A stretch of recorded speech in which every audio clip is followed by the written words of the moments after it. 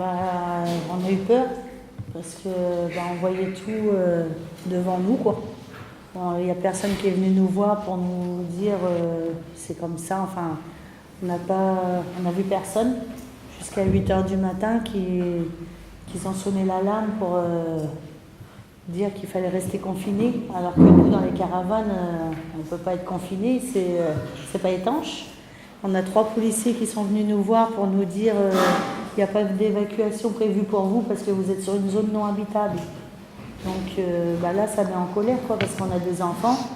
On vient vous voir, en plus on paye, quoi. C'est pas gratuit.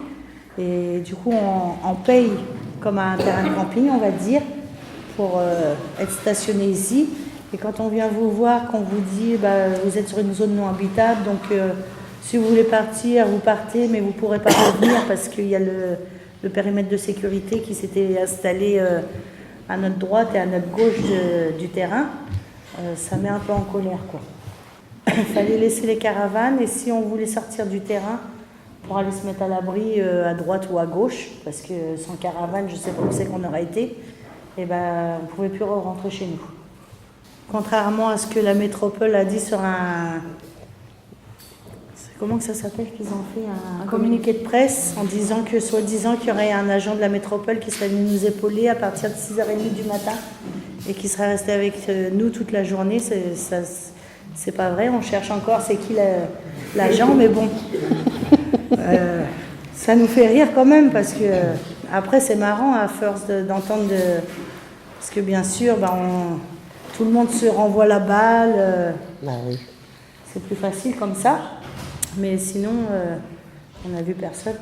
C'est moi qui allais voir les autorités pour savoir ce qu'il en était, s'il fallait qu'on s'en aille, si ça devenait dangereux. Alors on nous a dit, vous regardez BFM TV. Mais bien sûr, sur BFM TV, on parlait de M. Chirac parce que M. Chirac était décédé. Donc on s'est dit, on va attendre et puis on verra bien si vraiment il y a quelque chose, tant pis, on partira et puis c'est tout, quoi. À part des mal de tête, des nausées, il y a des enfants qui ont eu des vomissements, des diarrhées, et surtout les mal de tête, des picotements dans la gorge, la figure qui piquait. À part que la nourriture, il a fallu tout jeter, parce que ça, on l'a acheté, oui. qu'on était, où c'est qu'on était, on n'a pas voulu donner à manger aux enfants avec ce qu'on avait, quoi. Alors on attendait que le périmètre de sécurité soit enlevé pour pouvoir aller quelque part. On ne pouvait pas bouger. On avait des rendez-vous, on ne pouvait pas y aller. Les écoles étaient fermées, on n'avait pas de pain, on n'avait rien du tout, il fallait attendre. Quand on a vu que... Parce qu'en fait, il y a des gens qui se sont préoccupés de nous, qui sont venus sur le terrain, qui nous ont dit que fallait porter plainte parce qu'on avait déjà subi la fuite de gaz en 2013. On a subi, on n'a rien dit, on a fait notre mal en patience et on a subi. Et là, quand ils sont venus, ils nous ont dit que qu'il fallait faire ce qu'il faut parce que c'était pas normal. Et c'est comme ça qu'on s'est aperçu que sur le schéma départemental, on aurait dû être délocalisé d'où c'est qu'on est depuis 2013. Parce qu'on est dans une région haute au risque des usines Céveso et on ne devrait pas être là, quoi. Nous, la seule chose qu'on a demandé, c'était déjà qu'ils nous enlèvent qu'ils nous enlèvent. On a demandé qu'ils nous déplacent parce que c'est quand on voit ça qu'on voit qu'il y a du risque, que c'est dangereux. En fait, on ne se rend pas compte avant, parce que normalement, des usines, c'est même qui sont... par exemple, on a Total aussi à même pas 10 mètres de chez nous. On se dit, normalement, c'est sécurisé, donc il ne devrait pas y avoir d'accident. Donc on ne se rend pas compte jusqu'au jour où ça arrive vraiment. Et là, on voudrait qu'ils nous mettent ailleurs que dans une zone à risque. On va dire c'est normal, on a des enfants, on est comme tout le monde, quoi. Et eux, ils ne l'entendent pas de la même façon, en fait. En fait, on a déposé une plainte pour mise en danger de la vie d'autrui contre X, pour mise en danger de la vie d'autrui et omission de porter secours, vu que... Donc la plainte a été entendue et vu qu'on a fait parler de nous à la télé, France 2, France 3, il y a eu des journalistes Paris Normandie, il y a eu pas mal de monde qui se sont préoccupés de nous. Donc du coup, la métropole a décidé de fermer le terrain et de nous éparpiller à droite à gauche dans les terrains existants, en sachant que nous, les enfants, ils vont à l'école et que nous, on ne veut pas partir comme ça. C'est pas ce qu'on a, parce qu'en fait, notre avocat avait téléphoné à la métropole pour dire qu'est-ce que vous allez faire pour ces gens-là. Et donc la métropole avait dit que c'était possible de trouver un parking goudronné avec l'eau et le courant et de mettre des toilettes dessus. Mais si nous on voulait ça, il fallait qu'on le demande à la métropole.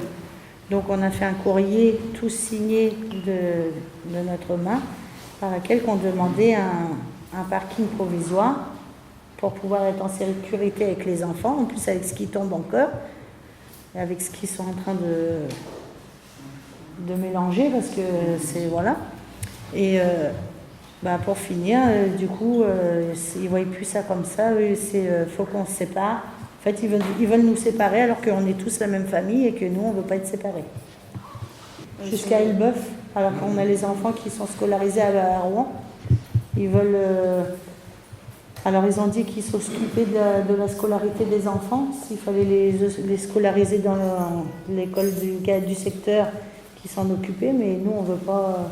Moi, j'ai mes enfants, ils ont des problèmes, et ils doivent aller normalement dans une classe spécialisée pour sourds et malentendants, et je veux pas les changer d'école, je veux qu'ils restent où c'est qu'ils sont et qu'on s'occupe d'eux. Parce qu'avant, ils ne s'occupaient pas des enfants avant. Nous, sachant que le terrain est sur Petit-Queville et Rouen, à l'école de Petit-Queville, ils ne s'occupaient pas des enfants du voyage. Ils les mettaient au fond de la classe avec un dessin et voilà des bruits-tours. Il a fallu que je les change d'école pour qu'ils s'aperçoivent que mon fils était sourd. Du coup, maintenant, il est appareillé des 2 oreilles. Donc là, son école est en train de faire le nécessaire pour qu'il ait le droit à une allocation pour pouvoir avoir le droit à l'accès à une classe spécialisée pour lui, en sachant qu'il a 11 ans et qu'il devrait être au collège. Alors que c'est à eux de trouver une solution, c'est pas de notre faute à nous si s'est passé ça. Si eux ils sont dans leur tort, qu'ils auraient dû faire ça depuis 2013, qu'ils n'ont rien fait, c'est pas nous qui devrions subir les conséquences. Après, c'est à eux maintenant de se bouger puis de nous trouver une solution, tout simplement. Ça fait combien de temps que vous êtes sur cette aire? Depuis combien de temps elle est ouverte? Depuis 97. Moi, depuis le temps que je suis mariée, 12 ans. Ma tante, ça fait depuis 97 qu'elle est dessus. On a été toujours sur le terrain là-bas, oui. Et là, ce matin, le gardien nous a dit qu'il faut quitter les lieux. Mais comme j'ai dit, il faut nous donner un emplacement, avec que le courant. Il a dit, on se mettait là. J'ai dit non, ça ne nous intéresse pas. On est tous la même famille, on va rester ensemble. En fait, ils nous ont proposé un emplacement au trait. 2 emplacements à Grand-Quevilly, 2 emplacements à Elbeuf. Il doit y avoir un emplacement à Saint-Pierre-les-Elbeuf. Et vu qu'il y a parce qu'il y a des familles qui font pas partie de notre famille, qui sont partis parce que c'était pas leur terrain et il y a 3 familles qui sont parties se mettre à Sotteville, donc il doit rester, je crois, 2 emplacements à Sotteville. On voit déjà dans le gardien qu'il est froid dans le bureau, de la façon qu'il parle, oui, il est menaçant. Et là maintenant, parce que là ils doivent voir qu'on a fait le nécessaire, là ils sont en train de nettoyer tout. En fait, on avait une montagne d'amiante sur le terrain à la rentrée. On se demande d'où c'est que ça venait, que tout le monde venait jeter leurs déchets, que ce soit les sédentaires comme gens du voyage des autres terrains qui venaient jeter leurs déchets. Et du coup, on a fait le nécessaire avec un huissier de justice, on a fait constater, et avec un expert de l'amiante qui est venu prélever des résidus d'amiante, on ne savait même pas. Il a fallu qu'il vide, que le gardien fasse vider pour qu'on s'aperçoive qu'il y avait une montagne d'amiante à côté de chez nous. Donc l'amiante, elle était là depuis combien de temps? Des années. Donc là, on s'aperçoit qu'il y a quelque chose qui se passe au niveau de la métropole. Ils sont venus enlever l'amiante, ils proposent des sortes de solutions, mais en même temps, puisqu'ils sont sous cette pression médiatique du fait de l'incendie, et en même temps, on sent bien qu'il y a un risque assez fort qui vous expulse. Ah oui, oui. Donc qu'est-ce que vous voulez dire aux personnes qui sont ici? Comment on peut vous aider en fait s'ils savent comment qu'on pourrait faire, trouver des solutions On est prenant pour tout. On essaye de... on est en contact avec l'avocat. Nous, ce qu'on redoute, c'est l'expulsion, en fait, parce qu'ils ont le droit de demander un référé. Parce qu'en fait, il n'y a pas de loi qui les oblige à nous reloger. Donc, vu que ce n'est pas des bailleurs, si demain ils décident de fermer le terrain, enfin, si ils demandent à la préfecture de fermer le terrain il ferme. La police, elle vient avec les dépanneuses. Il faut qu'on s'en aille comme un terrain sauvage, comme certaines personnes. Mais nous, on ne veut pas être sur des terrains sauvages. D'ailleurs, on a même demandé à la maire de Petit-Queville si elle pouvait nous sédentariser, si elle pouvait nous faire des maisons comme ils ont fait à Saint-Étienne-du-Rouvray. Parce qu'en vrai, on ne voyage pas. Avec l'école, on ne peut pas voyager. Les enfants sont scolarisés, on est toute l'année sur le terrain. Il n'y a que 3 semaines qu'on n'y est pas parce qu'ils ferment le terrain pour soi-disant nettoyer. La métropole, parce que depuis 1997 que le terrain existe, il n'a jamais évolué. Il n'y a jamais eu d'évolution. En sachant par exemple qu'il n'y a pas de douche. C'est des douches collectives qui sont ouvertes que de 10h à midi, du lundi au vendredi. Sinon, il n'y a pas de douche, on n'a pas d'eau chaude. On a juste un toilette, l'emplacement. On paye 200 € de caution, mais on ne sait pas ce qu'on paye vraiment, parce qu'on n'a rien du tout en vrai. Et quand on demande, parce qu'avant Lubrizol, on se plaignait quand même. On disait la métropole, il faudrait qu'ils se bougent, qu'ils nous fassent quelque chose quand même, parce que c'est pas évident de se laver dans des cuvettes, faire chauffer l'eau avec une bouillotte, c'est pas... Voilà. Et quand on demande à la métropole où c'est qu'ils partent l'argent qu'on donne, parce qu'on paye, donc normalement, ils doivent avoir des caisses quand même de remplies, on va dire. Puis ils ont des subventions aussi qui touchent de l'État pour les gens du voyage. Ça, on sait comment que ça marche aussi. Et ben ils disent que c'est pour construire des autres aires d'accueil. En fait, les autres aires d'accueil, il faut faire des belles aires d'accueil, mais il ne faut pas s'occuper des anciennes. Donc nous, il faut qu'on reste dans la merde, et puis les autres, ils fleurissent. Je ne sais pas si vous voyez le terrain, la place qu'ils ont fait à Saint-Pierre-les-Elbeuf, à côté de la déchetterie. J'ai été y passer quelques temps parce que je n'avais pas le choix. Mais là, c'est encore pire que nous. Ils n'ont même pas de toilettes, ils n'ont rien du tout. Et ça, c'est la métropole qui leur a fait. Et c'est pour ça aussi, d'ailleurs, qu'on a décidé de se réveiller. Parce qu'en fait, les gens du voyage sont tellement naïfs. Parce que, je vais le dire franchement, ils croient toujours que ça ne sert à rien de faire parce qu'on n'aura rien. Mais comme je dis, si on ne fait pas, on n'aura pas plus. Donc maintenant, autant essayer, et puis quitte à tout perdre, de toute façon, on ne perdra pas grand-chose. Nous, ce qu'on fait, c'est pour nos enfants, parce que dans quelques années, les enfants, ils seront où? On a déjà subi les fuites de gaz en 2013. On a eu l'explosion en 2017 et plus tard, ça sera quoi? On ne sait pas. On se demande parce que nous, on a Lubrizol, on a Total, on a les silos à blé, on a une autre usine Céveso, comment ça s'appelle? Neboris, un truc comme ça. Boréalis aussi. En fait, on est entouré, quoi. C'est un cocktail Molotov. On est entouré de toutes ces usines-là. C'est vrai. C'est vrai. Ça fait un beau cocktail. C'est vrai. Que tu prennes n'importe quelle usine, c'est dangereux. S'il y a quelque chose, on est là, quoi. Mais les gens, ils réalisent pas qu'on est là parce qu'on est tellement cachés de la population que les gens, ils s'imaginent même pas qu'on est là. Ils vont pas nous mettre en 3 étoiles. On est là, c'est un terrain de 25 emplacements. Donc des fois, il y a pas mal de caravanes. C'est arrivé avant l'explosion de Lubrizol, quelques temps avant, le terrain il était plein, on ne pouvait plus mettre de caravane. Parce qu'il y avait des familles qui étaient venues, qui étaient de passage. Mais ça, les autorités, la métropole, ils ont du mal à se préoccuper un peu des gens du voyage, alors qu'ils touchent de l'argent et alors qu'on leur en donne. Donc après, maintenant, il faut qu'on pense aussi un petit peu on a des droits comme tout le monde. Ah oui, c'est normal. Nous, franchement, on se pose la question. Apparemment, ils ont dit que c'était très dangereux. Donc c'est... Tout d'un coup, ça devient dangereux. Ils ont dit à notre avocat qu'il fallait qu'on parte le plus vite possible parce que c'était dangereux. ce qu'on respirait était dangereux. Mais je crois que c'est plutôt à cause de la plainte, en fait, vu qu'on est ensemble, c'est une plainte collective, je crois qu'ils essayent plus de nous séparer pour dire qu'on se taise un petit peu. Parce que quand ils ont reçu le schéma départemental en 2013, la métropole, ils l'ont reçu aussi. Ils ont reçu normalement, c'était marqué sur le schéma départemental, c'est la page 20.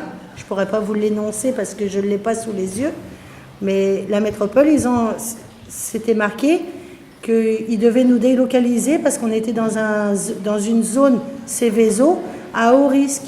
On était entouré nous, on est entouré de 2 usines Céveso. D'un côté, on a Lubrizol et de l'autre côté, on a Borealis, qui est à 10 minutes de chez nous, qui est Céveso. Et normalement, la métropole aurait dû nous délocaliser déjà depuis 2013. Et nous, ça, on ne le savait pas, nous. Nous, quand on signe les certificats d'occupation pour rentrer sur le terrain, dessus, c'est pas marqué vous risquez votre vie parce que vous avez Lubrizol, vous êtes dans une zone Céveso, ça, ils ne marquent pas ça. Hein. Donc, ça, parce que nous, il y a des personnes qui sont venues nous voir, des journalistes, qui nous ont dit mais vous étiez au courant que vous étiez sur un site Céveso? Non, on ne le savait pas. Nous, ils nous disent pas vous êtes sur un site Céveso. Nous, après, en fait, il a fallu qu'il y ait ça pour qu'on se rende compte de la dangerosité du site. Et nous, on était là et on n'a pas eu personne qui est venu nous voir pour nous dire... ils nous ont dit, oui, il fallait qu'on se confine, mais dans une caravane, on ne peut pas se confiner. Une caravane, c'est étanche. La fumée, ça rentre, toutes les odeurs, y rentrent. Nous, le matin, on se réveillait, on préférait rester dehors parce que dans la caravane, ça sentait l'odeur de l'usine Lubrizol, les odeurs toxiques, là, enfin, l'odeur de gaz, que dehors, on ne le sentait pas. Moi, on allait faire les papiers à Sotteville, au relais accueil, justement, parce qu'ils nous ont aidés dans nos démarches, avec Lise, tout ça. Quand on allait là-bas, la dame du relais accueil, elle disait qu'on sentait l'hydrocarbure. On portait sur l'odeur. Nous, on s'en rend plus compte. Hein. Nous, l'odeur, on est... ça y est, pour nous, c'est normal, on est rodés. C'est normal, on a pris l'habitude. Mais les gens, quand ils viennent sur le terrain, ils sentent l'odeur de l'usine. Quand on va chez eux, on le porte sur nous, l'odeur. Ils sentent que... Après, bien sûr, avec les jours qui passent, on le sent moins, mais c'est toujours là. Vendredi, quand ils sont venus sur le terrain avec Médecins du Monde, tout ça, ils disaient qu'ils sentaient l'odeur. Nous, on n'arrive plus à le sentir. Nous, les masques, ils nous en ont pas ramené. Hein. On n'a pas eu le droit au masque non plus pour se protéger des toxiques qui est tombé. Hein. Alors qu'on voyait les gens dans Rouen se promener avec des masques. Les policiers, ils avaient des masques à gaz. Nous, on n'avait pas de masque. Hein. Nous, les enfants, ils étaient à l'air libre, quoi. Ils ont respiré tout ce qu'il y avait à respirer. Parce que dans les caravanes, bien sûr, tout ce que... Il n'y a pas... Alors nous, après, il y a les gardiens qui nous ont dit c'était à vous de faire votre confinement. C'était à nous de boucher les bouches d'aération. À ce moment-là, il aurait fallu qu'on entoure la caravane. Parce que par la peur de ça passe, c'est un bout d'alu, une caravane. Hein. Il n'y a pas d'isolement, il n'y a rien. C'est de l'alu, les carreaux, c'est des joints. La main, il passe à travers. Hein. Donc les odeurs, tout passe, quoi. Avec la Lubrizol, on en a assez. On n'a pas besoin de les attaquer. J'ai peur que si on les met en colère, qu'ils demandent l'expulsion. Voilà. En fait, juste Lubrizol, juste que le fait qu'on ait parlé, déjà là, en fait, il y en a eu assez, quoi. Ils ont fait un communiqué de presse, qu'ils ont raconté que des bêtises, que des mensonges. Donc c'est comme ça qu'on voit que, en fait, à côté de ces gens-là, on est mal pris parce qu'ils ont plus de pouvoir que nous et ils peuvent raconter ce qu'ils veulent. Nous, après tout, on n'est que des gens du voyage et on n'a pas l'habitude de parler, de l'ouvrir. Donc, parce qu'il n'y a jamais de gens du voyage qui se plaignent parce que, je vous dis, il n'y a pas que nous qui sont dans cette situation-là. Hein.